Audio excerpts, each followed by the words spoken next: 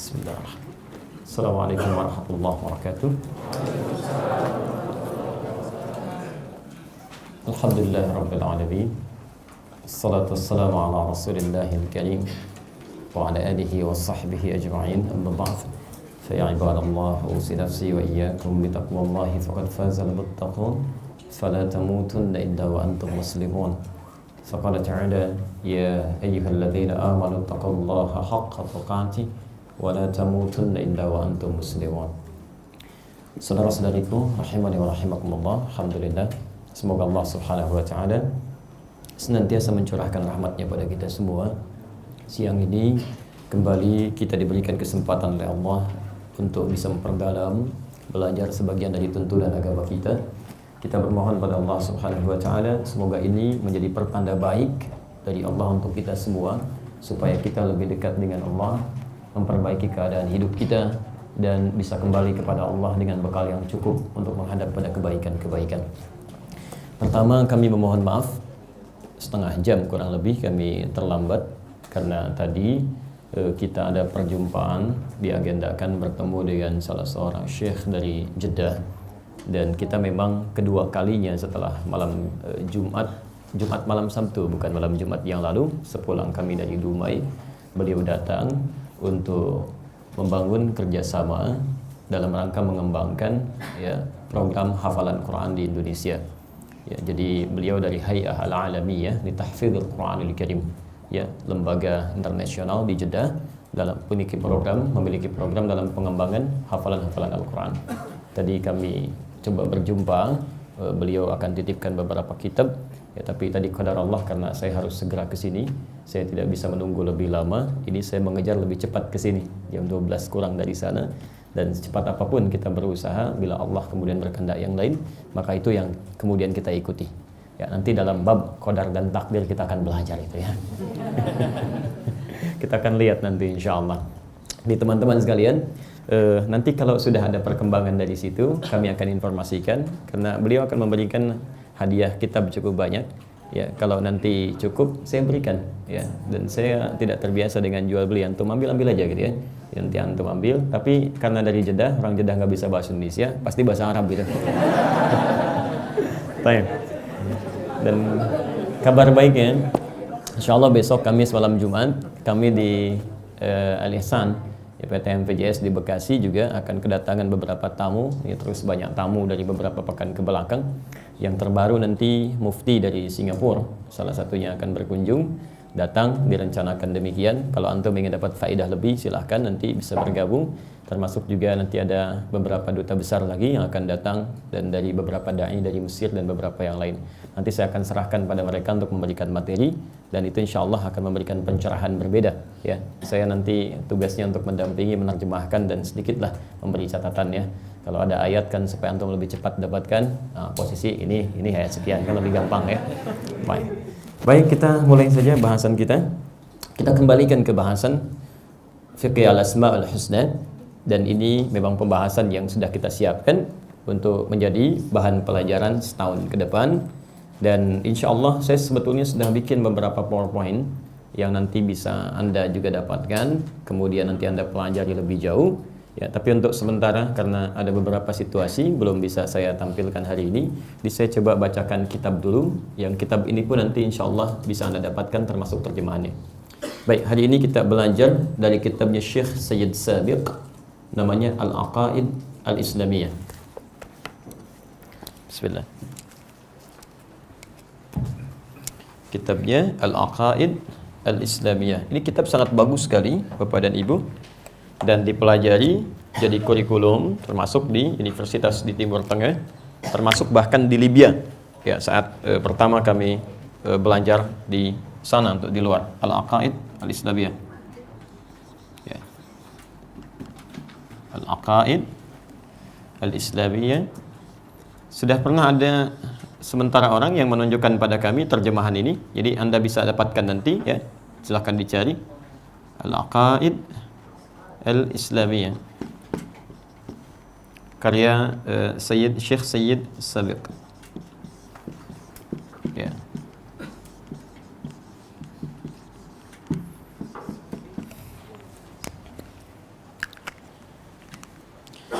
Dan insya Allah sebagian dari buku ini ada nanti korelasinya dengan pembahasan kita. Saya coba bawakan karena ini buku cukup sistematis ya, cukup bagus, sistematis. Metode penjelasannya itu berbeda dengan metodologi di kitab klasik. Jadi kalau kitab klasik tuh mohon maaf, memang ditampilkan secara menyeluruh, tapi agak monoton tampilannya. Ya, monoton tuh bukan berarti nggak bagus, bukan. Ya, maksudnya cuma tampilan begini saja. Ini ada dalil, keterangan.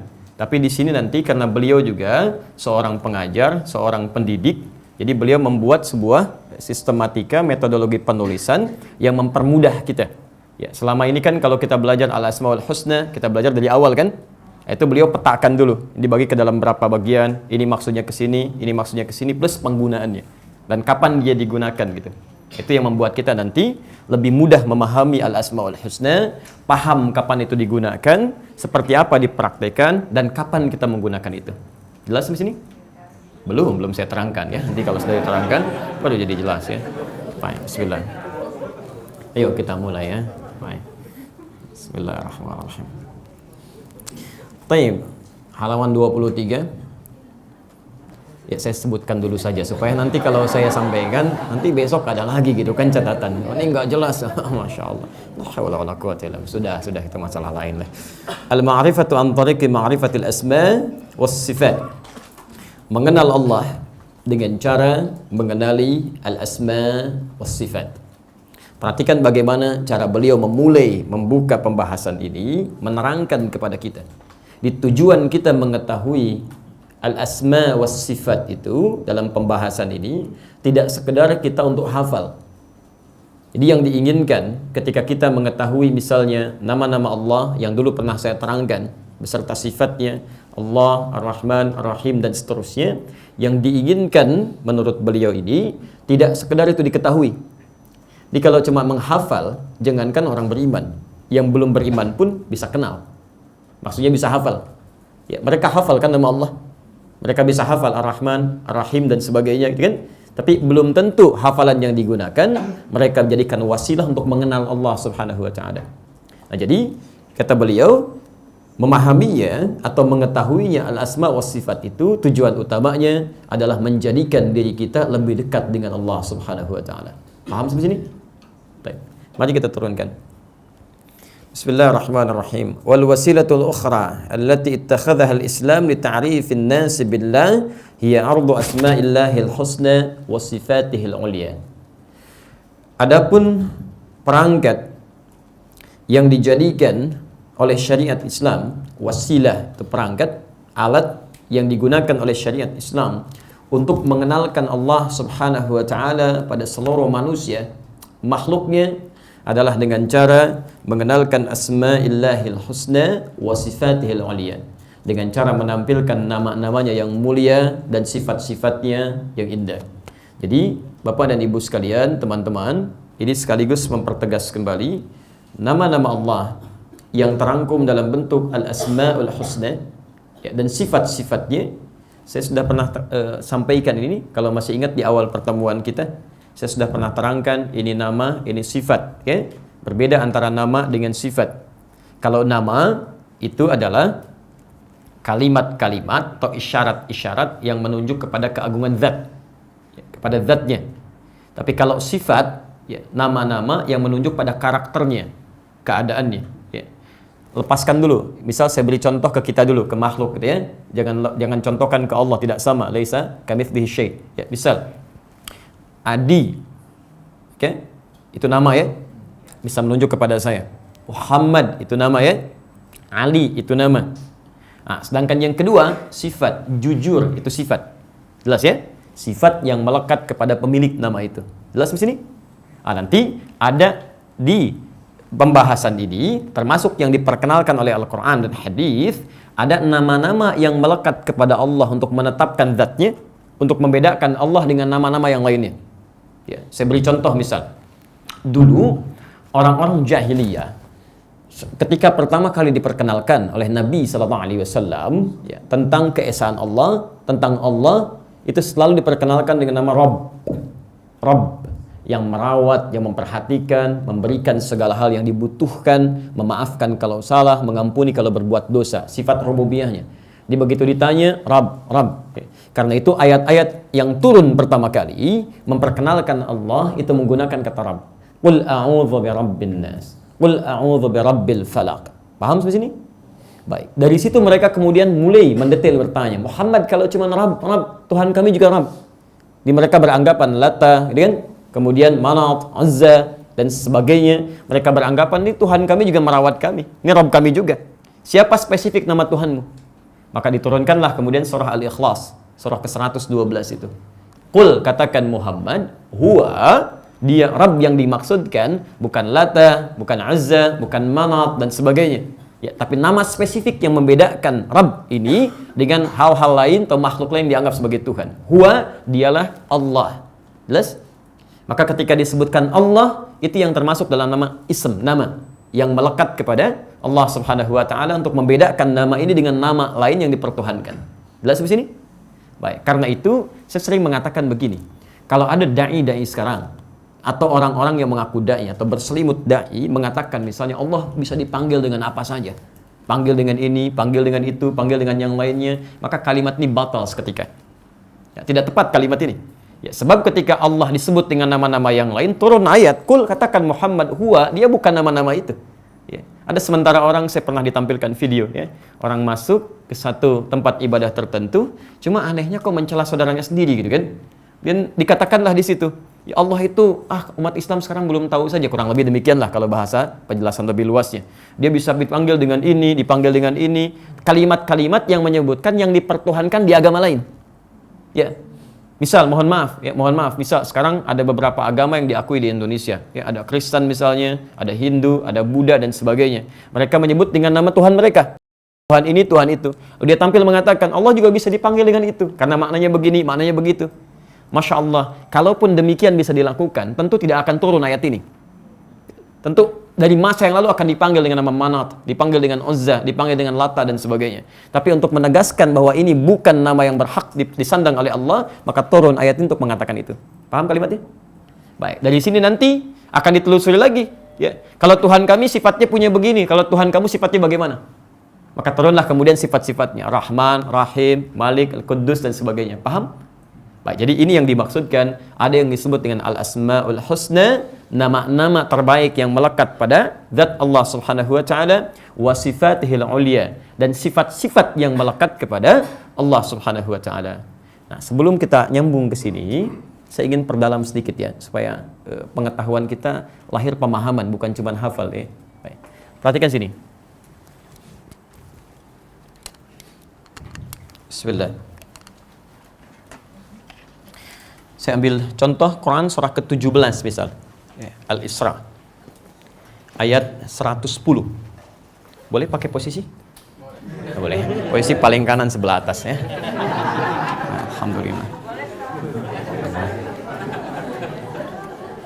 Ini untuk memudahkan ya. Untuk memudahkan aja. Tidak harus sebetulnya. Cuma antum supaya gampang nyarinya itu aja.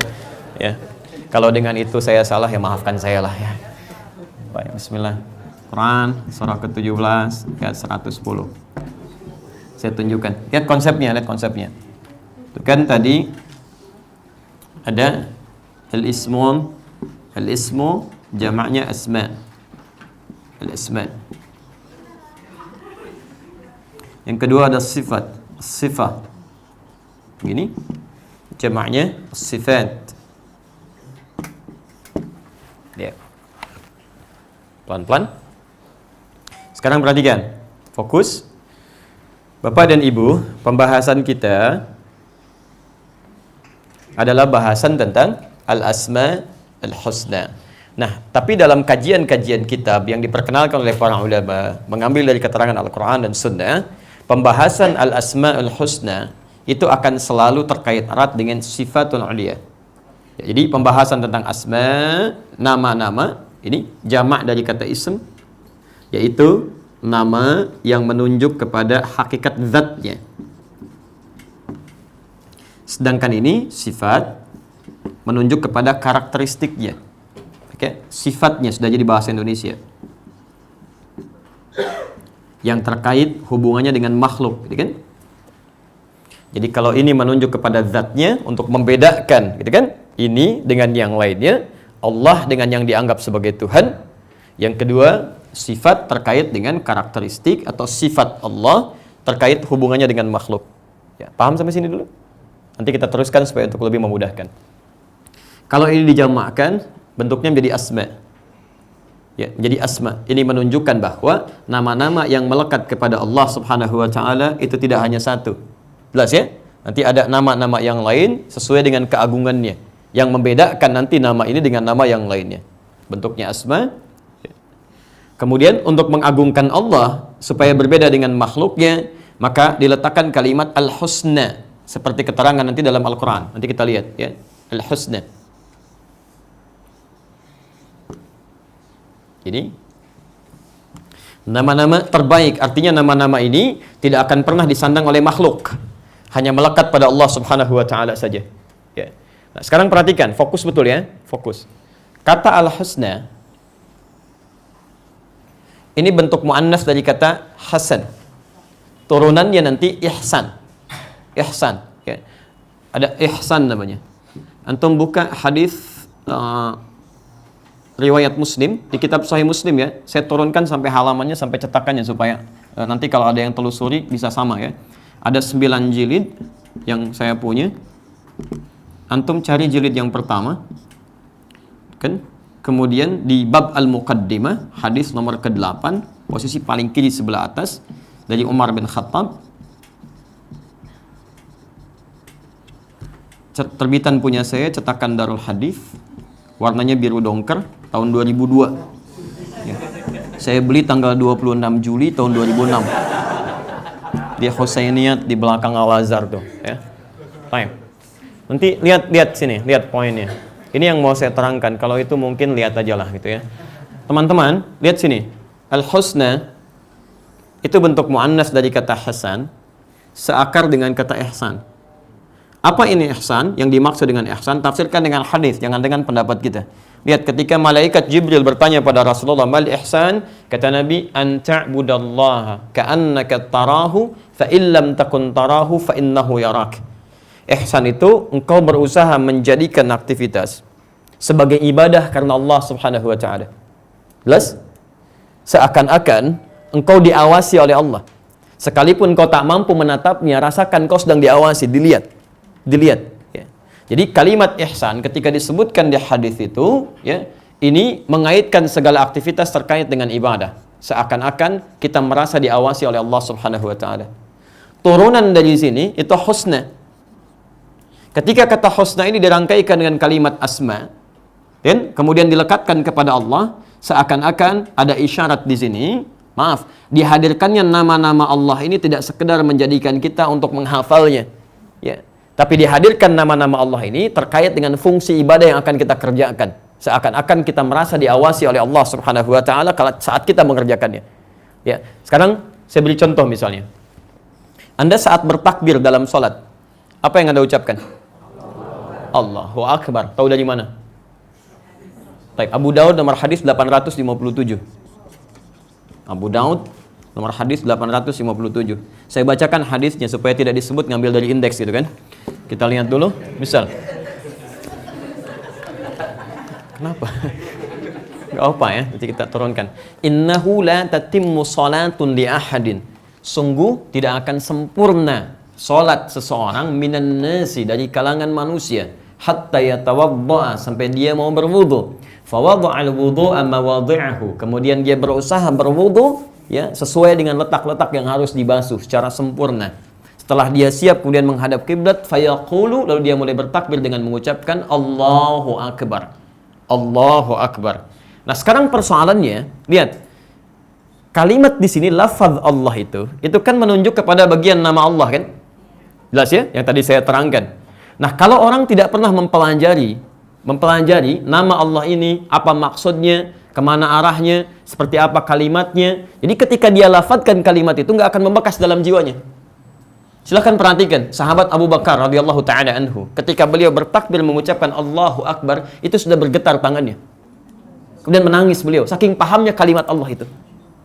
Perhatikan Rasulullah sallallahu alaihi wasallam ketika beliau ditodong dengan satu pedang terhunus, dikatakan, siapa yang bisa menyelamatkan engkau sekarang wahai Muhammad? Dijawab dengan satu kalimat saja, Allah, jatuh pedangnya, bergetar dia. Dan dibalikan, sekarang siapa yang bisa menyelamatkan engkau saat ini? Perhatikan di kalimat-kalimat ini, ketika kita hadirkan dengan nuansa paham tentang maksudnya, kemudian kita merasa diawasi oleh Allah Subhanahu wa taala, maka akan melahirkan dampak lain kepada jiwa ketika kita gunakan dalam konsep ibadah. Dibandingkan cuma menghafal, tapi tidak paham isinya. Jelas maksudnya?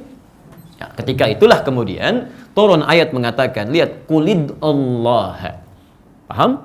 Qulid Allah. Jika Anda punya persoalan apapun dalam kehidupan, kan? Kemudian Anda minta solusi, Anda minta pertolongan, qulid Allah, panggil Allah. Minta, gitu kan? Sebut namanya terkait dengan zatnya. Tapi perhatikan, apakah setiap yang memohon kepada Allah menyebut namanya bisa hadir solusi? Belum tentu. Belum tentu, gitu kan? Baik, silakan antum cek. Dulu para sahabat-sahabat Nabi ketika semakin paham dengan nama ini, dipraktekkan dalam salatnya dan dibaca, ditelaah, dimutalaah, dilihat, dipahami. Masya Allah, ada ini populer tafsir ini ya. Anda buka kitab tafsir manapun, insya Allah umumnya akan ada. Termasuk di kitab Tafsir Al-Quran Al-Azim karya Imam Ibn Katsir misalnya. Ada seorang raja tersengat kalajengking, kan? Kemudian dia cari obat sana sini, dia nggak temukan, kan? Kemudian utusannya mencari solusi, ditemukan sekelompok sahabat yang mampir ke situ, kemudian diabaikan, lalu dikejar, siapa di antara kalian yang bisa meruqyah? Ya, menyembuhkan sesuatu yang sudah nggak ada obatnya menurut kalangan manusia. Satu di antara mereka mengatakan biiznillah, ya, dengan izin Allah. Lihat kalimatnya, bukan saya bisa. Silakan Anda lihat ya, biiznillah, dengan izin Allah, bukan saya nih. Ya, ayo saya bukan, tapi dia kaitkan kepada Allah Subhanahu wa taala yang dia pahami bahwa ketika makhluk mengatakan mustahil ini bisa terjadi, maka bagi Allah tidak ada yang mustahil. Dia datang hanya membacakan Al-Fatihah. Membacakan Al-Fatihah. Bukankah kalimat pertama yang terkait dengan Al-Fatihah adalah lafaz Allah? Baik Anda mulai di bismillah ataupun di alhamdulillah, bukankah kalimat Allah? Bacakan sekali tanpa menggunakan apapun, Al-Fatihah, sembuh. Selesai, racunnya hilang, diberi hadiah kambing. Orang sekarang, ada orang sakit, bacakan Al-Fatihah 100 kali, 1000 kali, nggak sembuh-sembuh. Kan? Udah kerbau keluar, sapi keluar gitu kan, nggak sembuh-sembuh juga, apa yang salah? Padahal lafadznya sama gitu kan. Maka itulah pentingnya kita belajar tentang ini, supaya paham kapan itu digunakan, seperti apa kita memohon dengan nama itu. Jelas? Tayyib. Demikian juga dengan sifat. Ya. Sifat Allah Subhanahu wa taala. Oh, sebentar. Sebelum kita ke sini. Perhatikan teman-teman sekalian, Bapak dan Ibu. Kalimat ini pula husna yang turunnya tadi ihsan menjadi ibadah. Ya, maka ketika Anda pahami ini, kemudian diterapkan dalam kehidupan, maka aktivitas kita tidak sekedar menjadi aktivitas yang rutinitas saja, atau pekerjaan harian keduniaan saja, tapi otomatis ketika dikerjakan akan menjadi ibadah. Ya. Misal, saya mau minum yang sederhana saja ya. Ketika saya minum, saya sebut nama Allah. Merasa bahwa saya diperhatikan oleh Allah. Saya sering ilustrasikan kalimat ini. Saya sebut misalnya bismillah. Ya, bismillah. Misal, begitu saya minum dengan tangan kanan, riwayat Abu Salmah. Ya, di kitab Al-Muwatta, ya, kalau yang saya punya warnanya kuning, di bab sifat Rasulullah SAW, di halaman 62, hadis nomor 32, posisi paling kanan sebelah bawah. Okay? Nah, disebutkan di situ, ketika datang seorang laki-laki ya, dengan anak namanya Abu Sulma yang sedang dirawat oleh Nabi SAW, diperhatikan, tiba-tiba dihidangkan makanan, dia ngambil kemudian begitu saja makanan, ya, yang qadar Allah makanan itu lebih dekat ke posisi Nabi. Maka disampaikan oleh Nabi, ya ghulam, duhai anakku sayang, kan? Khudh bi yaminika ma yalik, ambil dengan tangan kananmu yang paling dekat denganmu, samillah, kemudian sebut nama Allah. Lalu dia ambil makanan itu, menyebut nama Allah, bismillah. Saat Anda lakukan itu, perhatikan, Anda minum dengan tangan kanan, Anda ucapkan bismillah, maka minuman itu tidak sekedar menghilangkan haus yang dirasakan, tapi otomatis menghadirkan pahala untuk kita. Dituliskan pahalanya. Kalau cuma sekedar minum, jangankan Anda, non-muslim pun bisa minum. Silakan Anda cek. Ya. Atau maaf. Pun kita ini ya, ada aqua misalnya, dengan volume air yang sama. Bentuknya sama. Yang satu minum mengucapkan bismillah, lihat, yang satu tidak mengucapkan itu. Walaupun sama-sama menggunakan tangan kanan. Volume airnya sama. Maka ketika Anda minum, yang satu cuma menghilangkan haus saja, yang lainnya hausnya hilang plus melahirkan pahala di situ. Jelas? Ketika Anda duduk, bismillah, Anda duduk. Makan, bismillah. Berpakaian, bismillah. Itu tidak hanya sekedar rutinitas, tapi ada pahalanya. Pahala itu yang disebut dengan hasanah namanya. Hasanah. Aktivitas baik yang menghadirkan pahala disebut dengan hasanah. Anda namanya hasanah, nggak baca ini, nggak dapat Anda. Ya. Karena itulah, dalam aktivitas kita selalu bermohon kepada Allah agar semua aktivitas dunia kita bisa mendatangkan pahala-pahala kebaikan. Bukan sekedar aktivitas saja, plus pahala ini bisa diambil di akhirat nanti sebagai bekal kita menuju surga. Saya mau tanya pada Anda, kalau Anda berdoa, yang paling favorit apa doanya? Rabbana atina fid dunya hasanah wa fil akhirati wa qina.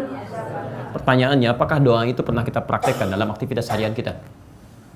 Itu di surah kedua Al-Baqarah, posisi paling kanan sebelah bawah, ayat 201.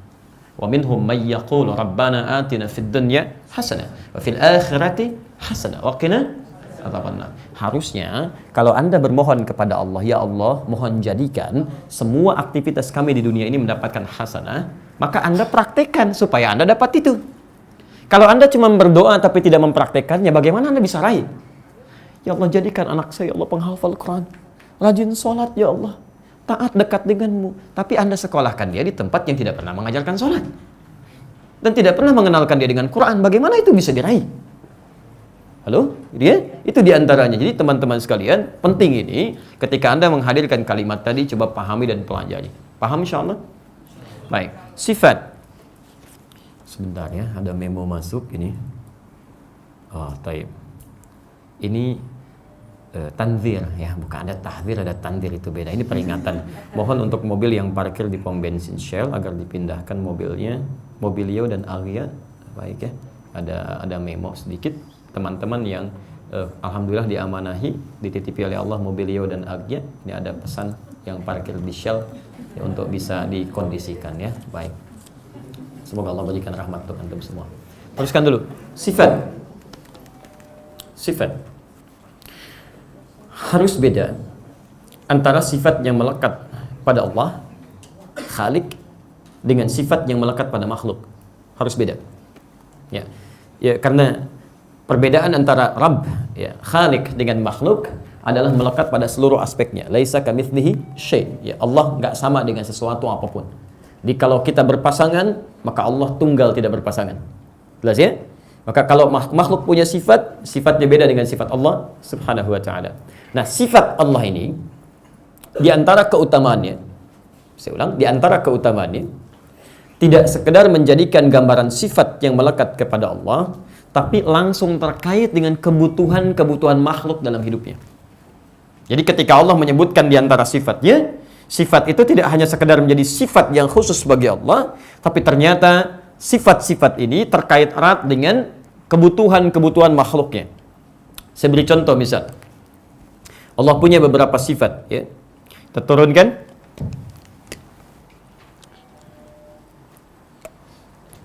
Sifat pengasih, misal Allah Subhanahu wa ta'ala, ya, yang maha luas, disebut dengan Ar-Rahman, kan? Sifat Allah yang memberikan jalan, membuka solusi bagi makhluk yang memiliki kesulitan disebut dengan Al-Fattah, misal. Yang memberikan rezeki, kan?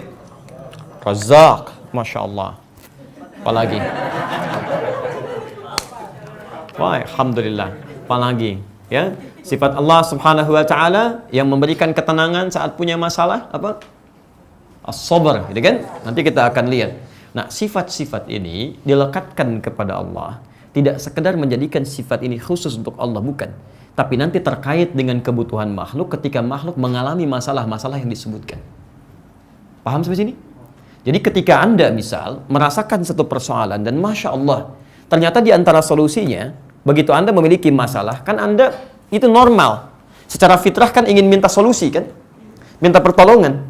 Lalu kita ingin bermohon kepada Allah. Bagaimana cara bermohonnya? Maka diberikan spesifik. Jangan sebut namanya saja yang umum atau yang khusus. Silahkan langsung sebutkan namanya plus sifat yang terkait dengan kebutuhan kita. Di begitu Anda punya persoalan luar biasa, sulit untuk terbuka, mereka mengatakan mustahil, ini nggak ada solusinya, ini nggak mungkin, maka datanglah Anda memohon kepada Allah. Anda sebutkan misalnya, Allahumma ya Allah, ya Al-Fattah, ya Al-Fattah, ya Al-Fattah, minta. Disinilah kemudian ayat ini diteruskan. Qulid Allah awid ar-Rahman ayyamma tad'u falahul asma'ul husna. Paham sampai sini? Baik, Masya Allah. Walillahil asma'ul husna fad'uhu biha. Allah memiliki nama-nama terbaik, sifat-sifat yang paling mulia. Jika Anda punya persoalan, minta kepada Allah, ayo sebut nama Allah berdasarkan nama dan sifat-sifat tadi. Maka demikianlah saya contohkan misal. Kalau sifat Allah yang memberikan segala hal tanpa batas, apa namanya?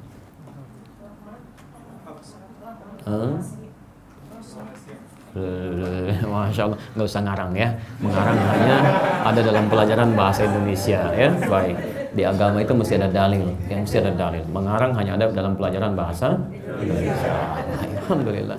Baik, kita beri contoh Quran surah ketiga Ali Imran ayat 38 sampai 39. Posisi paling kanan sebelah atas.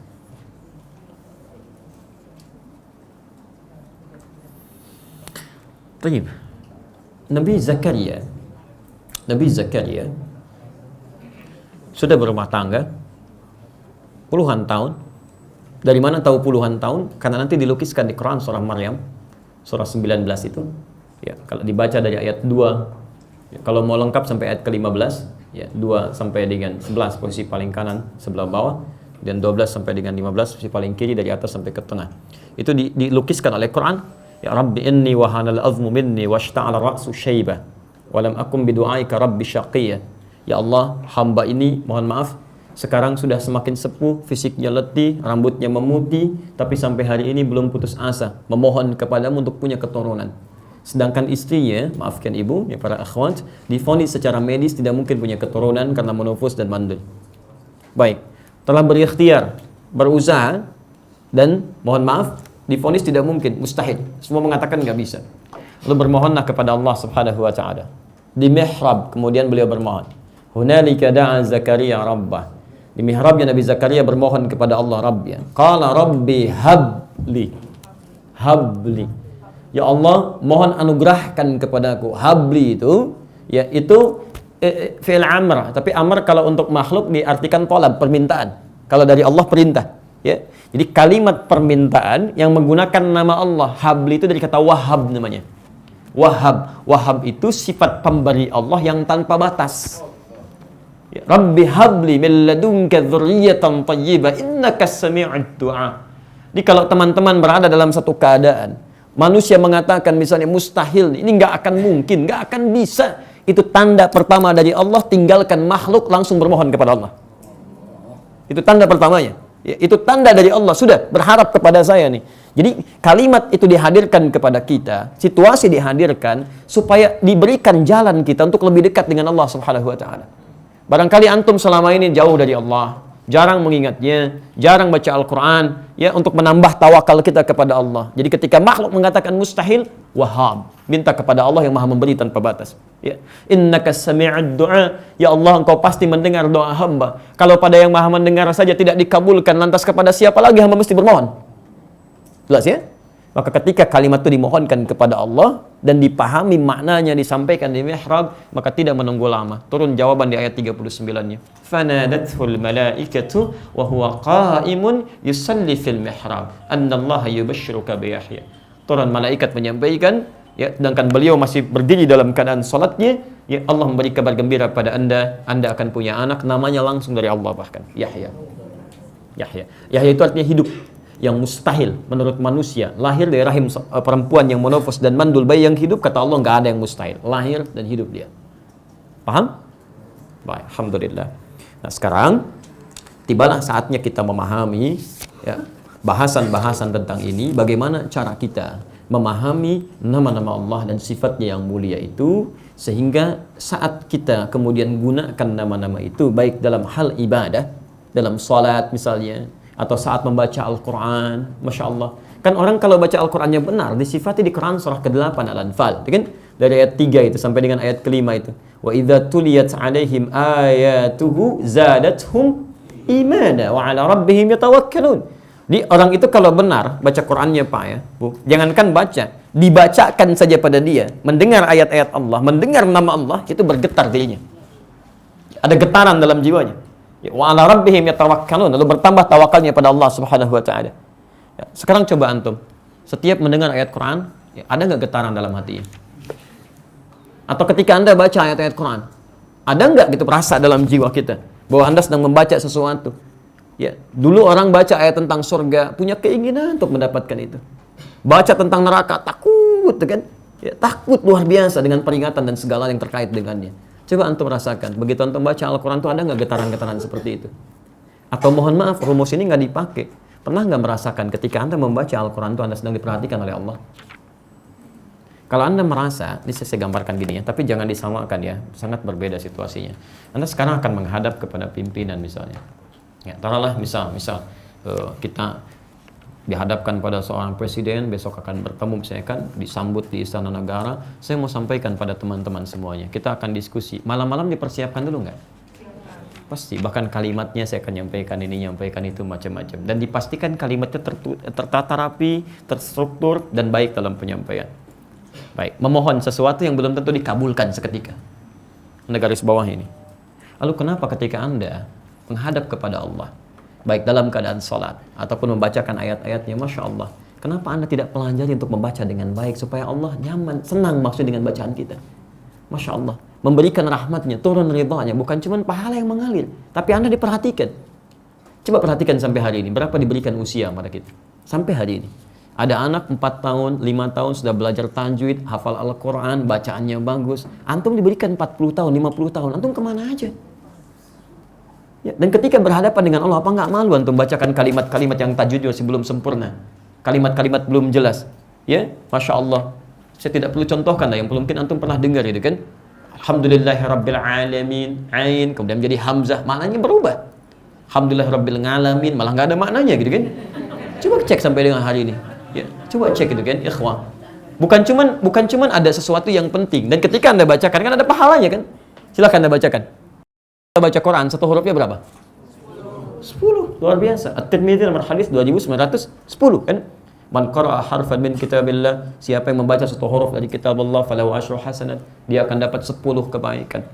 Ya, walam aqul alif lam mim harfun, sehingga katakan alif lam mim satu huruf, walakin alifun harfun, lamun harfun, mimun harfun, alif satu huruf, lam satu huruf, mim satu huruf. Masya Allah. Dan hampir tidak pernah orang baca Quran cuma satu huruf. Gak pernah, pasti banyak. Nun, sudah dulu nggak ada begitu. Pasti lanjut tuh, pasti itu, kan? Ya. Tapi harusnya bukan cuma pahala. Ketika dibacakan ada getaran dalam jiwanya.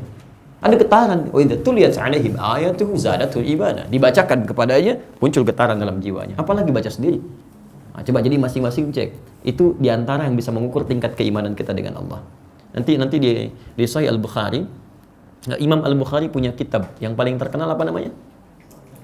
Bukan, ya, bukan Sahih Al-Bukhari, nggak ada. Silakan tuh cek. Silakan tanyakan sama ustaz lain, gitu. Nggak ada. Ya, namanya itu Al-Jami As-Sahih Al-Musnad Al-Mukhtasar min Umuri Rasulillah sallallahu alaihi wasallam wa sunanihi wa ayyamihi. Itu namanya. Ayo ulangi. Baik. Nah, untuk menyingkat itu diberi namalah disingkat dengan Sahih Al-Bukhari. Tapi nanti kalau teman-teman kajian kitab lagi, jangan langsung ke isi. Pelajari apa maksud dari nama ini. Itu ada maksudnya. Nanti dibuka di bab yang pertama, di jilid yang pertama, di Kitabul Iman, itu ada nanti terkait dengan 57 hadis. 57 hadis itu petunjuk kepada kita. Pertama, bagaimana mengukur iman kita. Yang kedua, bagaimana menaikkan iman yang dirasakan sedang rendah. Yang ketiga, mempertahankan iman kita saat berada sedang posisi di atas kuat. Ya, antum keluarkan hadisnya, pahami. Ya, jadi nanti dari situ jadi ukuran untuk kita. Antum lihat misalnya, inilah ukuran iman. Nanti ada diantaranya amal-amal solehnya. Ya, misal nanti disampaikan tentang sholat, tentang membangun ukhuwah, ya, tentang berbuat baik kepada orang, dan diturunkan ini loh amalan-amalan yang bisa menurunkan iman. Ada maksiat begini di rumah tangga seperti ini, di luar seperti ini. Nanti cara menjaganya bagaimana, ada semua di situ. Jadi kalau Anda baca kitab itu jangan cuma jadi koleksi, turunkan, sesuaikan dengan babnya. Ya, kan di kitab hadis itu kan bukan kitab koleksian, tapi bimbingan langsung dari Nabi, tafsir dari ayat Al-Quran terkait dengan aktivitas kehidupan kita. Makanya diberi judul di situ. Misal saya beri contoh, Kitabut Tijarah, bab tentang bimbingan bisnis. Harusnya antum para pebisnis mengeluarkan itu semua. Kumpul dengan kawan-kawan, bikin taklim, bimbingan itu dijelaskan. Ini loh bisnis yang baik. Seperti ini menghindari riba. Seperti ini mendatangkan keuntungan yang besar. Ya, ini bab rumah tangga. Begini cara mengatasi masalah. Ini cara membinanya. Ini tugas suami. Ini tugas istri. Ini tugas anak. Kalau itu diturunkan dalam kehidupan, indah sekali. Ya. Bahkan antum kalau mau singkat, cari kitab namanya Syama'il Muhammadiyah. Ya, karya Imam At-Tirmidzi. Nama aslinya Muhammad, lahir di Tirmidz, dikenal dengan nama At-Tirmidzi. Itu bagus sekali kitabnya. Syama'il Muhammadiyah. Itu dari mulai menjelaskan sosok Rasulullah, sifat-sifatnya, ya, cara tidurnya, cara bangunnya, bahkan Masya Allah, mohon maaf, ya, sampai makanannya dijelaskan. Ini buah kesukaan Nabi, ini makanan kesukaan Nabi, ini dan sebagainya, ya, dan sebagainya. Itu indah sekali. Ya. Sampai saya pernah sampaikan pada teman-teman yang jualan buah, itu belum ada kios buah Rasulullah SAW. Belum ada itu. Ini buah yang dimakan Rasulullah pada pagi hari. Ini buah yang dimakan Rasulullah pada sore hari. Ini buah yang tidak dimakan oleh Rasulullah SAW. Nah, contohnya durian, karena durian nggak ada di masa Rasulullah SAW. Antum turunkan tuh, kios buah sunnah Nabi, belum ada tuh. Ayo kalau mau bikin silahkan tuh ya. Mas, itu indah, indah. Terus antum tuliskan, makanlah dengan tangan kanan, bacakan Bismillah, pahala sekian. Hadis riwayat anu posisi paling kini. Masya Allah, itu indah lah, luar biasa. Ya. Ayo teruskan, Bismillah.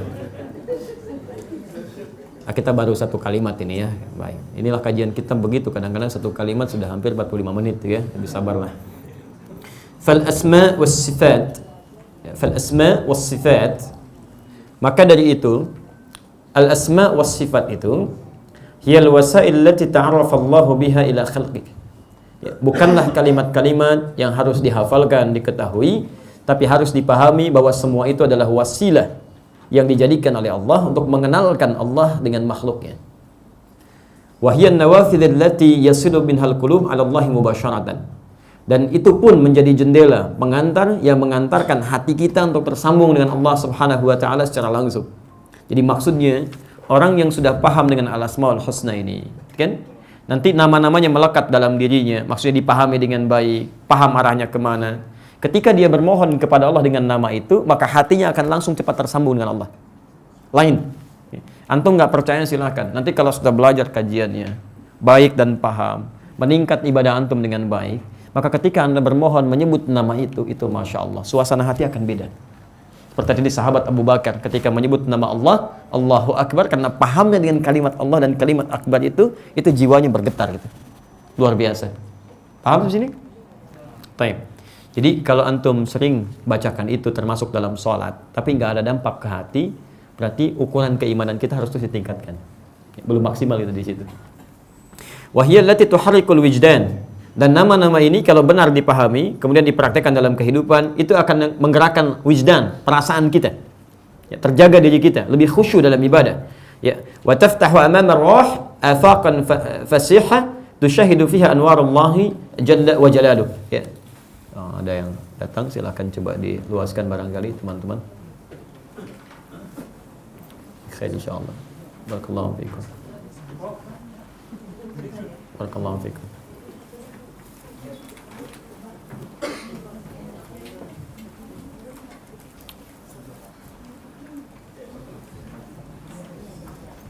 Baik. Dan dengan mengetahui nama-nama itu serta sifat-sifatnya, maka itu semua menjadi cahaya, bimbingan dari Allah Subhanahu wa taala yang membimbing kita untuk lebih dekat dengan Allah dalam melakukan aktivitas-aktivitas kehidupan kita. Jadi mohon maaf, orang yang paham tentang nama-nama ini, mohon maaf sekali lagi, orang yang paham tentang nama-nama ini seharusnya akan berdampak pada perilaku hariannya. Saya beri contoh begini. Allah memiliki nama dan sifat yang mulia namanya Al-Basir. Apa artinya? Bukan melihat. Melihat itu nanti ada 3 kata. Ada ro'a, yara, ro'a. Ada yang kedua nazara, afala yanzuruna ilal ibli kaifa khuliqat, nazara. Yang ketiga basara. Ya, kalau lebih tajam lagi absara. Ya. Kalau ro'a itu sekedar melihat. Ya, ana ra'aitu as-sa'ah. Ya, saya lihat jam tuh di belakang gitu kan. Kalau nazara itu penglihatan dengan analitik, menganalisis, melihat. Ya, jadi bukan sekedar melihat. Ya. Anda lihat unta ya, mengamati unta misalnya kan, lihat unta tuh. Kan ada yang cuma lihat unta, ini kan, lihat kasih makan. Ada yang dia lihat kok unta begini ya bentuknya. Dia telusuri kan, dia perhatikan ada temboloknya apa ini fungsinya, gitu kan? Unta kakinya ada berapa? Tuh, yang bilang 4 itu baru ro'a, baru melihat. Tapi ketika dia meneliti lebih dalam, nazara, dia akan simpulkan unta punya 2 kaki 2 tangan. 2 kaki 2 tangan. Antum kalau belajar seperti dengan baik, dulu saya kalau mengajar tafsir di Tripoli, itu masuk kepada pembahasan hewan, itu kami akan kumpulkan teman-teman di murid kita, prakteknya ke kebun binatang. Kebun binatang, keluarkan semua nama hewan dalam Al-Quran. Nanti ada kelompok unta, kelompok kera, macam-macam ya. Termasuk nanti betul, di Bekasi kami sekarang akan ada praktek juga, ke Ragunan. Kita pernah sekali, ini akan yang kedua. Kita keluarkan, misal nanti, kenapa Yahudi dikutuk menjadi kera? Kenapa tidak hewan lain? Telusuri. Itu begitu mereka presentasi, tanya sama pawangnya, dicek oleh mereka. Lempar dengan kacang pertama, ambil dengan yang kanan. Pisang, ambil dengan yang kiri. Lempar lagi, ambil rakus dengan tangannya, dengan kakinya semua. Kan? Begitu yang dia sudah habis, pindah ke tempat orang lain. Masih ada orang lain datang, nggak mau, diusir sama dia. Tapi kalau dia sudah pengen ke tempat orang, dipaksa semua pindah, pergi semua. Begitu dia dapatkan, sudah orang lain nggak usah masuk lagi. Persis karakternya dengan orang sekarang, gitu kan? Seperti dari dulu. Ya, rakus, pengen menguasai ini dan sebagainya. Jadi kita paham, oh begini rupanya. Ya. Unta juga begitu, ketika diteliti ternyata kakinya 2, tangannya 2, ada tembolok yang bisa menampung air sampai nggak bisa minum 3 bulan. Bukan nggak bisa minum, tahan untuk tidak minum. Ya, selama 3 bulan. Itu jalan. Kemudian di sini punya selaput tuh di matanya. Jadi kalau dia misalnya sedang ada badai, itu bisa nutup sendiri dan dia jalan. Antum punya mobil apapun, nggak akan bisa sanggup tuh kendaraan di padang pasir jalan, kecuali unta. Makanya unta disebut safinatus sakhra, kendaraan padang pasir. Antum cek silahkan, punya Lamborghini, Lamborghini, antum masuk ke situ, nggak akan lah gitu. Pokoknya berhenti di tengah itu, unta tidak. Baik, maka itu namanya nazara. Nazara. Antum keluarkan, kenapa untanya Nabi Soleh apa? Naqatallahi wa suqyaha, fakadzabuhu faqaruha. Di Quran tuh ada ibil, ada jamal, ya hatta yal jamalu sambil khayat, kan? Ada jamal, ada ibil, ada naqah, ada ba'ir. Apa bedanya itu? Ya. Padahal di terjemahan sama-sama unta terjemahannya. Ya. Nanti ada turunannya, itu ada di Al-Furuq Al-Lughawiyah. Ya, saya turunkan di Al-Furuq namanya Al-Lughawiyah. Bismillah. Kita kasih kitab ya supaya bersentuhan nanti dengan referensinya. Jadi Anda bisa cek, ya, Anda bisa cek kalau kira-kira misalnya benar, itu alhamdulillah. Kalau salah ya sampaikan ya, Ustaz salah, kita koreksi. Ya, jadi ada kesalahan yang bisa disampaikan, cukup dengan SMS itu selesai ya. Ada dengan telepon itu beres, tapi tidak sedikit yang bisa didialogkan.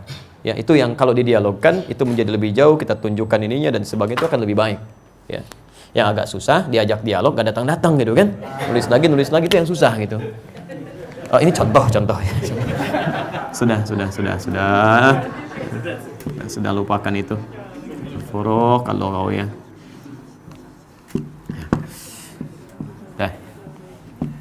Ini karangan Abu Hilal Al-Askari. Abu Hilal Al-Askari. Ini bagus sekali, kitabnya bagus sekali. Ya, Al-Askari. Jadi dijelaskan apa bedanya ini dengan yang lainnya. Misal, wahyu pertama turun apa? Iqra, gitu kan? Apa artinya? Bacalah. Tapi ketika sudah turun wahyu-wahyunya, berubah kalimatnya jadi utslu. Ya, Quran surah 29 ayat 45 misalnya, Al-Ankabut. Utslu ma uhya ilaika minal kitab. Kalau Anda buka mushaf, diartikan utslu itu bacalah. Apa bedanya? Kok terjemahannya bisa sama, sedangkan katanya berbeda? Duduk apa bahasa Arabnya? Ijlis. Tapi cek di Quran, ibu sampai kiamat kurang 2 hari, nggak akan ditemukan kalimat ijlis. Silahkan cek. Yang ada qa'ada yaq'udu. Ya, Quran surah keempat ayat 103, posisi paling kanan di pertengahan. Fa idza qadaytumus salata fadhkurullaha qiyaman wa qu'udan. Quran surah 3 Ali Imran ayat 191. Alladzina yadhkurunallaha qiyaman wa qu'udan. Enggak pernah jalasa, selalu qa'ada. Apa bedanya jalasa dengan qa'ada?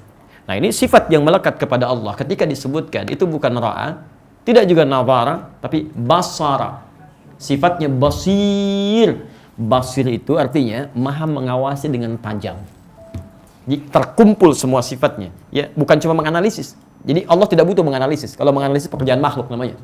Jadi begitu melihat tajam langsung ke intinya, baik ke maknanya ataupun keadaannya. Makanya semut yang kecil, yang hitam, kemudian berada hinggap di batu yang hitam dalam malam yang sangat gelap gulita, saking basir tampak dalam pandangan Allah Subhanahu wa taala. Basir bukan hanya mengetahui apa yang antum kerjakan, tapi apa yang antum fikirkan, bahkan sebelum difikirkan dalam benaknya.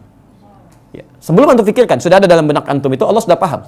Ya. Makanya Allah berikan hidayah supaya apa yang kita lakukan, kan, kemudian terarah, tidak sekadar mengikuti apa yang kemudian kita fikirkan. Paham sampai sini? Itu yang disebut dengan basir. Nah, orang yang paham, diawasi oleh Allah, tidak hanya pada perangkat pergerakannya, sampai ke perangkat fikirannya, mustahil dia akan berpikir hal yang tidak diridhai oleh Allah Subhanahu wa taala. Saya maghrib kemarin itu berjamaah dengan putra kami yang kecil, usia 4 tahun 2 bulan. Di sholat samping kanan saya, sholat maghrib. Dia kena situasi saya merawat anak saya yang kecil sedang sakit, kan, butuh untuk kemudian kami berbagi karena kami tidak ada khadimah di rumah dia, kita bersama-sama rawat dengan istri. Kemudian saya sholat dengan anak saya yang paling besar, usia 4 tahun. Begitu takbir sholat, kemudian baru takbir begini, saya masih di iftitah, dia kemudian pergi, Pak, cepat sekali, terlintas tadi benak kami, masuk dia, was-was setan dia masuk. Wah, ini anak sudah mulai berubah itu kan, baru takbir sudah cepat lari. Tayyib. Yang menarik begitu tahiyat akhir, datang lagi ikut tahiyat. Muncul lagi waswas setan, kan? Biasa waswas setan kan ada. Nabi mengatakan fayaqulu udhkur kada. Ketika Anda sedang sholat itu ada waswas mengatakan ingat ini, ingat itu, kan? Baik. Hatta la yash'urul musalli kam raka'atan yusalli. Sampai-sampai orang salat tidak sadar berapa rakaat sedang menunaikan salatnya. Ya, itu ada. Itu ada di antaranya misal redaksi yang makna yang sama di Abu Daud hadis 666 termasuk diperkuat di Al-Bukhari nanti. Tayyib, yang paling menarik ketika dia bergabung, kemudian kami salam, dia salam, hampir-hampir saya menegur anak saya. Dan hampir-hampir saya bertanya. Ya, saya diam dulu, saya senyum. Dia langsung berkata kepada saya, "Bu ya, tadi kakak pengen pipis," katanya. Masya Allah. Ya, kemudian saya beristighfar. Ya Allah, ampuni saya ya Allah, ampuni saya. Alhamdulillah, engkau tidak gerakkan saya untuk tidak berprasangka buruk pada anak saya. Jadi dia cuma pipis, dia merasa, dan saya bersyukur bahwa dia balik lagi untuk menyelesaikan sholatnya. Walaupun cuma ikut tahiyat. Disitulah kenapa penting kita kadang-kadang menyikapi sesuatu, kita berpikir dulu, jangan-jangan apa yang kita bayangkan tidak sama dengan apa yang terjadi. Jadi kalau Anda merasakan dalam situasi seperti itu saja, Anda merasa diawasi oleh Allah, mustahil Anda bisa memikirkan hal yang tidak diridhai oleh Allah Subhanahu wa taala. Apalagi sampai melakukannya. Jadi kalau semua orang yang bekerja paham bahwa Allah tidak suka dengan korupsi, dan paham diawasi oleh Allah, mustahil tangannya bisa menyentuh hal yang dilarang oleh Allah. Karena itu silahkan antum cek ya, dari ujung kepala sampai ujung kaki, semua ayat Quran itu menghadirkan pengawasan dari Allah. Kan sering saya katakan, ya, mata kita aja, Quran surah ke-24 kan, ayat 30 untuk laki-laki, ayat 31 untuk perempuan. Silahkan anda cek. Ketika disebutkan pada kita, itu menyentuh iman kita. Wa qul lil mu'minina yaghuddu min absarihim. Katakan pada pria-pria yang merasa punya iman, dia yakin dengan Allah nih. Ya, kan iman pertama itu yakin dengan Allah kan? Ya, yakin kalaupun tak nampak tapi merasa dilihat. Alladzina yu'minuna bil ghaib, ya. Yang yakin dengan Allah, yaghuddu min absarihim. Jaga pandangannya dari segala hal yang tidak disukai oleh Allah. Ya, begitu melihat yang tidak disukai oleh Allah, Anda palingkan. Ini mustahil ada orang yang merasa dilihat Allah, paham sifat al-basir, tapi masih melihat tayangan yang tidak disukai oleh Allah. Gambar yang tidak disukai oleh Allah. Makanya sifat orang-orang ini ketika melihat sesuatu pun yang Allah tidak suka, atau berperilaku yang Allah tidak ridha, itu nggak akan menunggu lama, seketika dia akan palingkan, dia akan istighfar. Lihat isyarat ayatnya, Quran surah ketiga, Ali Imran ayat 133. Posisi paling kanan sebelah atas. Wasari'u ila maghfirah. Dan bergegaslah untuk memohon ampunan pada Allah Subhanahu wa taala. Diartikan bergegaslah. Sekarang bandingkan dengan Quran surah ke-62 Al-Jumu'ah ayat 9, posisi paling kiri sebelah atas. Ya ayyuhalladzina amanu idza nudiya lis-salati min yaumil jumu'ati fas'au ila dzikrillah. Fas'au diterjemahkan apa di situ? Bergegas, bersegera. Pertanyaannya, kenapa dua kalimat berbeda diterjemahkan dengan terjemah yang sama?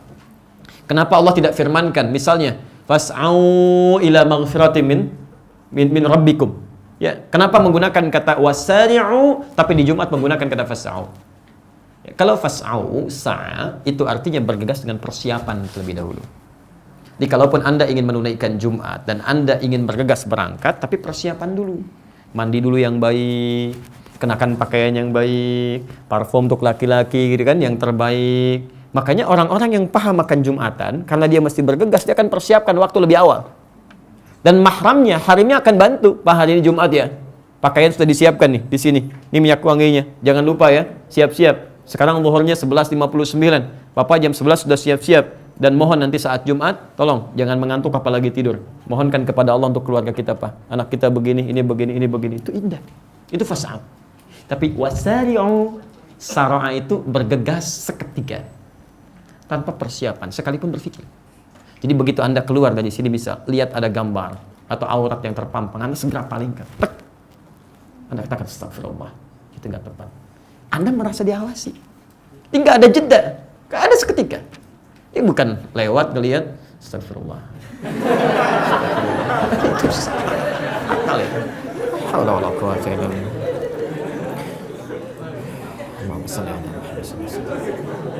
Ya. Paham ya?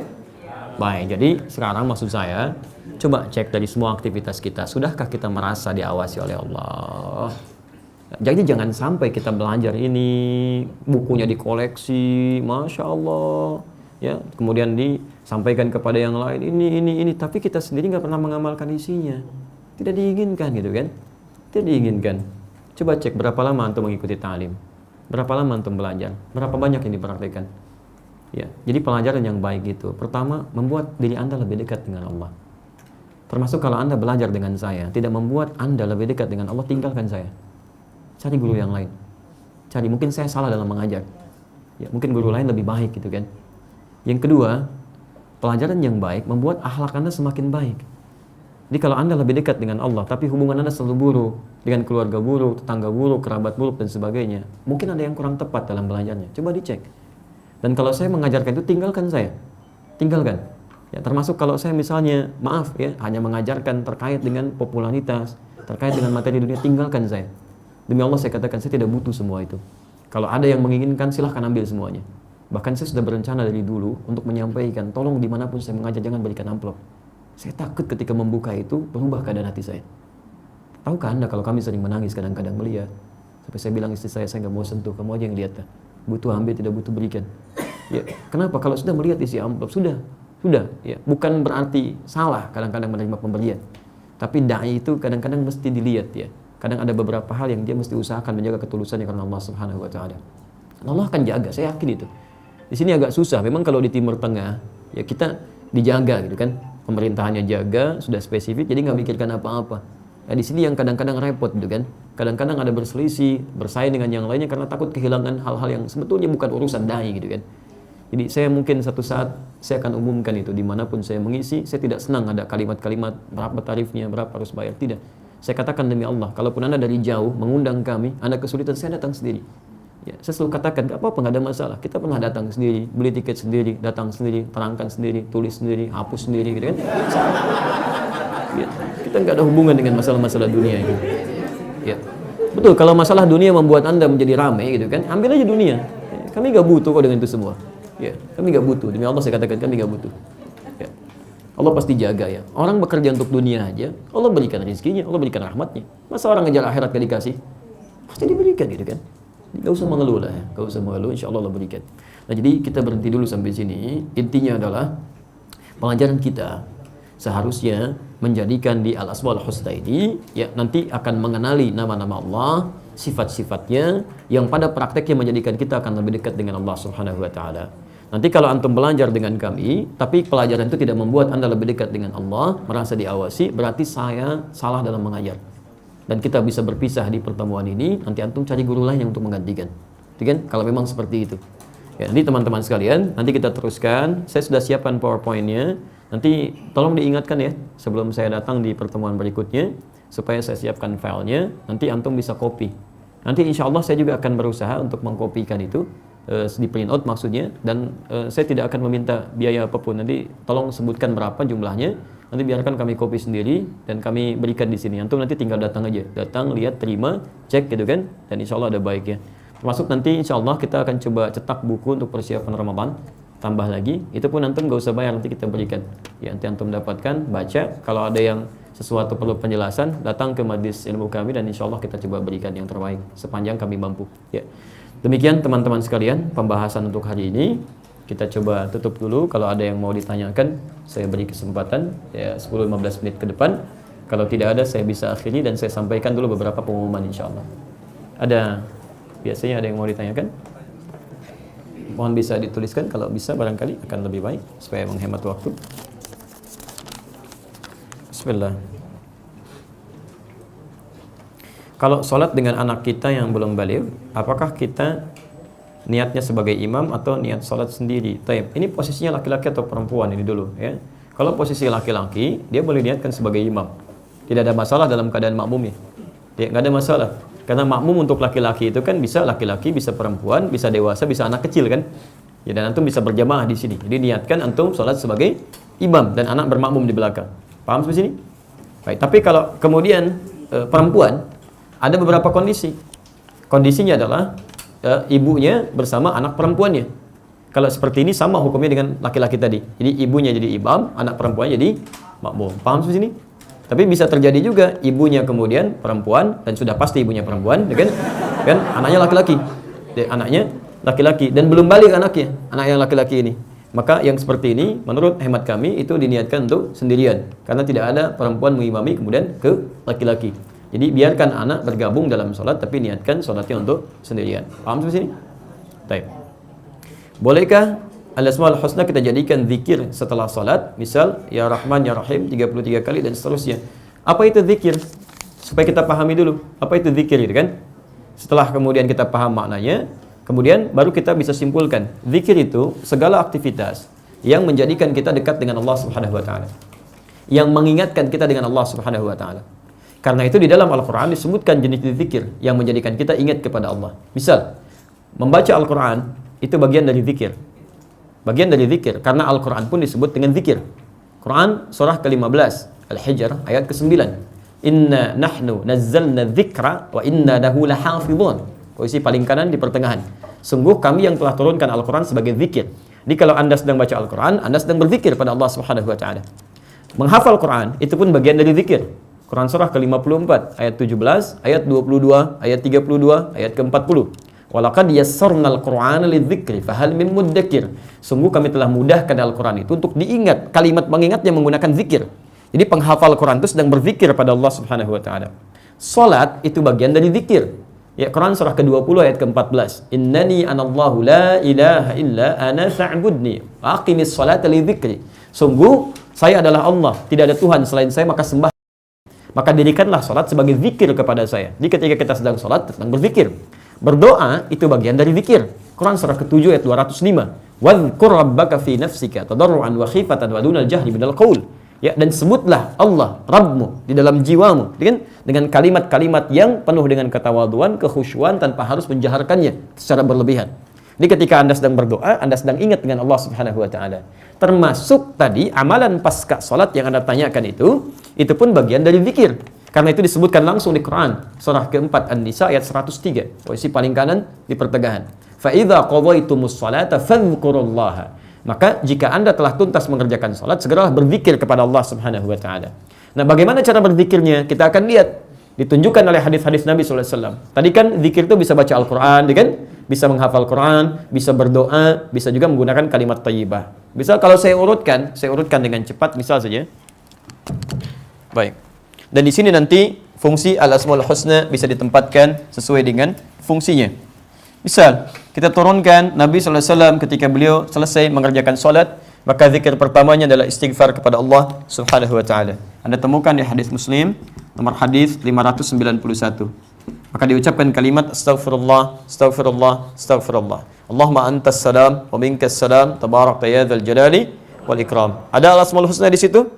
Ada kalimat Allah, astaghfirullah, astaghfirullah, astaghfirullah. Kemudian turun lagi, misalnya hadis Muslim, hadis yang sama nomor hadis 593.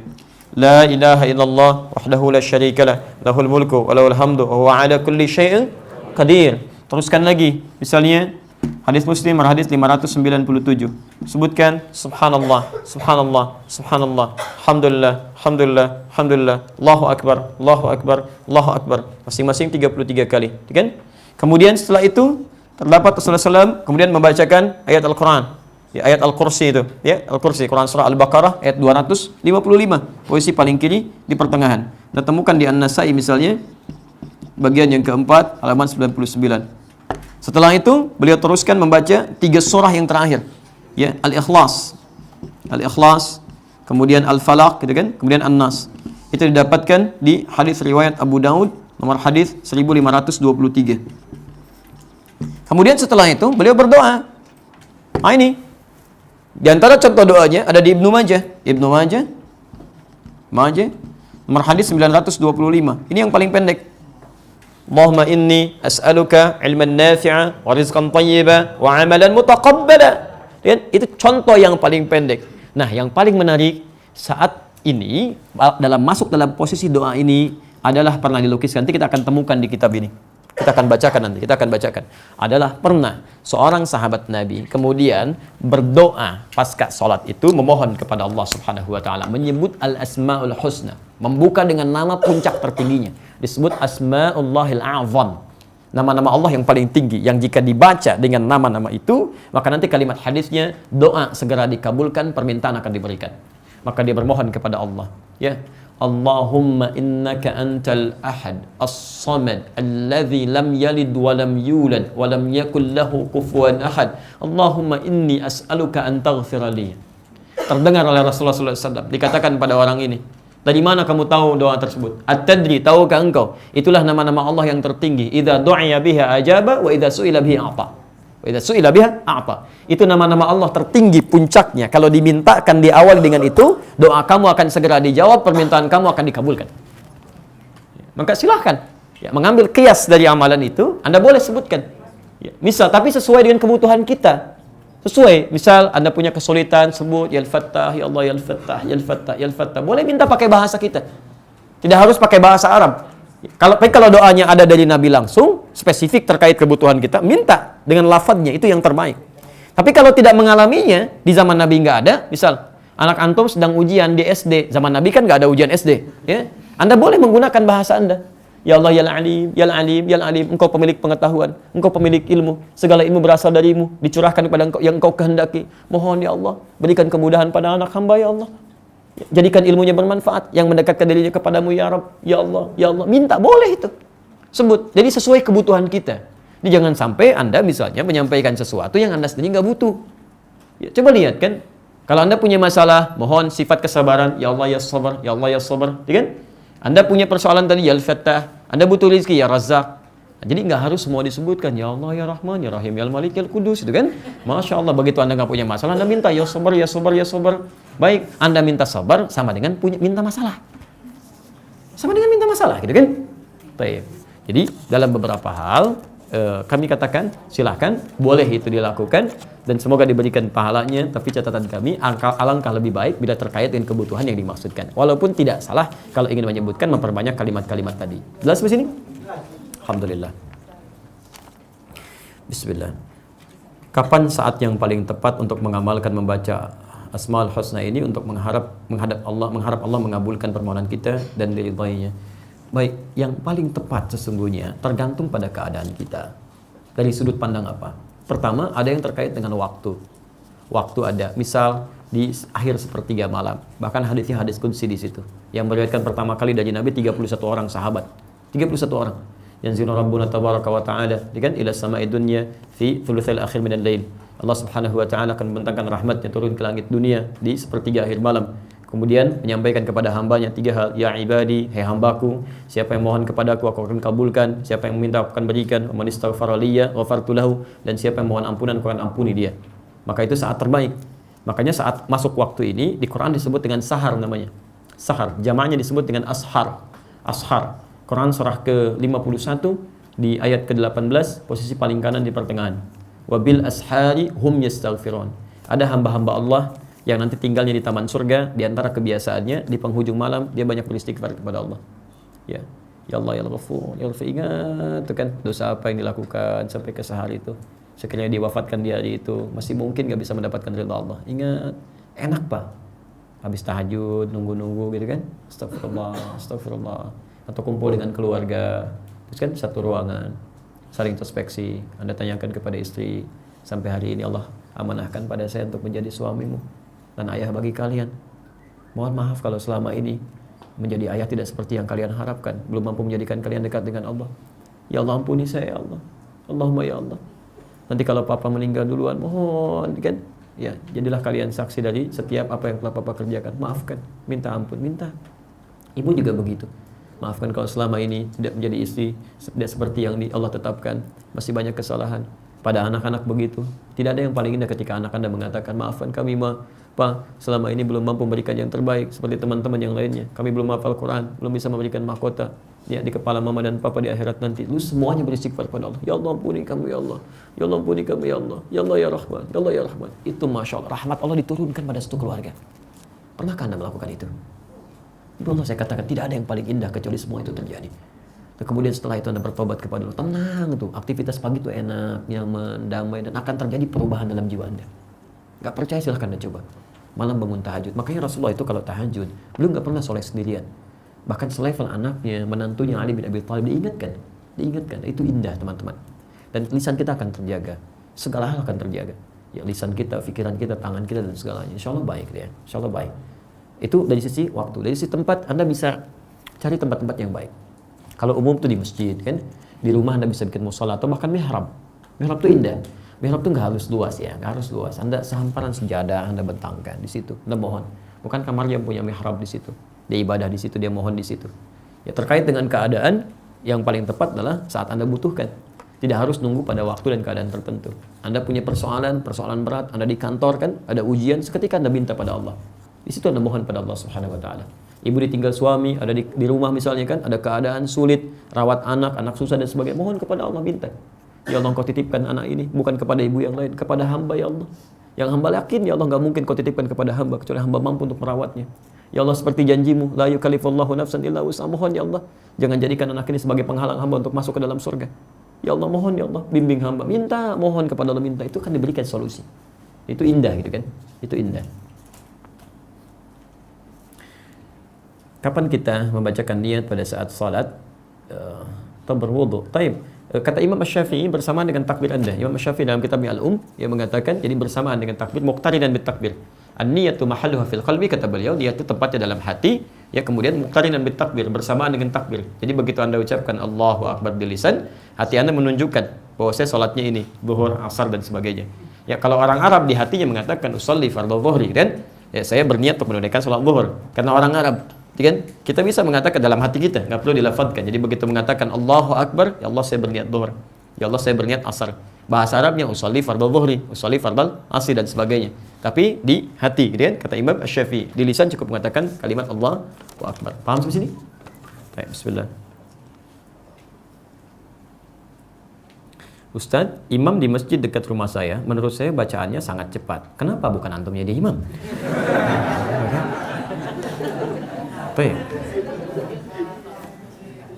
Belum sempurna gerakan saja, beliau sudah berganti posisi. Memang antum harus jadi imam. Terkadang saya merasa salat sunnah saya lebih khusyuk daripada salat jamaah di masjid. Alhamdulillah. Dan kebetulan beliau adalah ketua DKM, apa yang bisa saya lakukan? Saya senang dengan pertanyaan ini. Artinya ada sesuatu yang dititipkan di hati Anda untuk beramal saleh. Jadi kalau Anda nggak pernah ada seperti ini, artinya Anda nggak peduli dengan keadaan itu. Ya? Jadi masih ada keadaan dalam hati kita untuk menjadi perangkat amal saleh. Maka di sini dimulai dakwah kita. Maka apa yang mesti dilakukan? Kita masuk dengan cara yang lembut. Quran surah ke-16 An-Nahl ayat 125. Ud'u ila sabili rabbika bil hikmah. Ajaklah orang yang belum sejalan dengan jalan Rabbmu, ajak ke jalan Rabbmu dengan hikmah, cara yang bijak dulu. Ya, apalagi ketua DKM, beliau yang paham di situ, posisinya tinggi dan sebagainya, maka antum masuk lewat cara yang lain. Ya, misal antum undang teman antum yang bacaannya bagus, ya, kemudian juga khusyuk, ya, gerakan-gerakannya baik, dan imam begitu nanti mau waktu-waktu salat memperkenalkan ke DKM, alhamdulillah Pak, kita kedatangan imam nih, ini, ya, dan masya Allah beliau imamnya bagus, ini mungkin kita bisa minta Pak mumpung ada di sini, padahal antum yang ngajak gitu kan ke situ, disampaikan. Jadi begitu beliau rasakan, wah Pak enak juga ya gitu, beliau mengajar Pak itu, mengajar tentang fikih sholat dan sebagainya atau yang lain. Barangkali bisa kita undang, adakan ta'lim di situ, sampaikan tentang materi fikih sholat baik-baik seperti itu, insya Allah akan ada perubahan. Tapi dimulai dengan doa dulu kepada Allah, berdoa kepada Allah supaya Allah lembutkan hati orang yang dimaksudkan, diberikan petunjuk, dan dengan doa itu akan lebih mudah untuk diingatkan. Bukankah Musa ketika datang kepada Fir'aun berdoa terlebih dahulu, Rabbi shrahli sadri wa yassirli amri wahlul 'uqdatam min lisani yafqahu qawli. Dengan doa seperti itu minimal redalah tensi di Fir'aun. Fir'aun saja makhluk paling jahat, didoakan sebelum berangkat kepadanya tensinya nurun. Masa ini yang bukan Fir'aun tidak begitu? Pasti lebih baik gitu kan, pasti lebih baik. Dan jangan salah niat. Kalau antum salah niat akan salah aplikasinya. Data DKM salah lagi, saya benerin nanti. Udah begitu, Pak, maaf Pak ya, saat saya sholat di belakang Bapak, gak usah terlalu cepat, nah itu salah masuk. Kamu siapa? Anak baru udah mau kesini ya. Saya ini jadi DKM sudah 10 tahun di sini, masya Allah. Padahal masjidnya baru 5 tahun tuh. Kadang naik gak mau kalah gitu kan. Baik. Waalaikumsalam warahmatullahi wabarakatuh. Minta tolong ajarkan kepada kami kiat dan doa untuk datang ke majlis ta'lim. Baik, tidak sekedar bertalabul ilmi tapi juga insyaallah kita sama-sama berdoa pada Allah Subhanahu wa taala. Antum coba cari kitab kami namanya yang Al-Majmu' itu. Di situ ada bimbingan dari Nabi SAW, langsung saya turunkan hadis-hadisnya dan contoh dari para ulamanya bagaimana memperbaiki niat, menyiapkan diri datang ke majlis ilmu. Termasuk saya pun mohon doa dari antum sekalian supaya dijaga oleh Allah Subhanahu wa taala. Ya, terutama dari keikhlasan. Kalau kesehatan itu relatif lah. Yang penting itu keikhlasan. Kalau sudah ikhlas itu hilang, maka segalanya akan jadi buruk ya. Semuanya akan jadi buruk. Maka mohon doakan, usia ini kan gak lama, besok lusa meninggal selesai. Apa sih yang mau dicari gitu kan? Itu yang paling penting, keikhlasan itu yang paling penting. Jadi ikhlas dalam menyampaikan segala macam-macam. Sering saya sampaikan, kalau saya pernah antum saksikan ta'lim hanya untuk mendapatkan popularitas, tinggalkan saya. Saya tidak berafiliasi dengan jamaah ini, jamaah itu, dan saya juga tidak pernah melihat dan merasa kehilangan macam-macam, termasuk untuk popularitas dan sebagainya, termasuk untuk materi. Ya, saya nggak pilih-pilih teman-teman sekalian mau apa silahkan. Ada jadwalnya kita datang. Ya, nggak ada jadwalnya mohon maaf ya. Satu kali ada perusahaan besar, jadi kontak kami. Oh datang, itu luar biasa dikenal di Indonesia. Saya bilang insya Allah kapan schedule-nya? Hari Rabu deh kan. Tapi biidznillah. Tapi kemudian hari Selasa saya konfirmasi lagi, saya telepon. Bagaimana untuk agenda besok? Waduh mohon maaf katanya Ustaz. Jadi ruangan yang kita akan gunakan ternyata ini akan digunakan acara lain. Mungkin kita handle aja, jangan di handle Pak, di cancel aja. Khawatirnya di acara yang sama juga nanti ada yang membutuhkan untuk kami mengajar gitu kan. Begitu telepon ditutup, datanglah telepon Pak. Satu komunitas gak banyak, 5-7 orang. Telepon, Ustaz kami besok pengen belajar kayak gini-gini. Ustaz apakah bisa? Bisa insya Allah, saya bilang, jam sekian. Begitu telepon ditutup, yang perusahaan besar lagi telepon lagi. Seketika, Ustaz mohon maaf tadi cuma kesalahpahaman gitu ya. Rupanya ruangan itu bisa digunakan. Apa jawab kami? Mohon maaf Pak, tadi saat ditutup saya sudah komit untuk datang ke satu komunitas. Selesai. Jadi sudah kita di situ komitmen. Sama, apa antum duga? Sekarang misalnya diam tidak? Ya kami tawaran-tawaran dari TV dan sebagainya. Alhamdulillah gitu kan, banyak yang menawarkan. Tapi apakah ukuran itu sesuai dengan manhaj Al-Quran dan manhaj Sunnah yang benar? Belum tentu. Ya, saya pernah sampaikan beberapa datang saya katakan begini.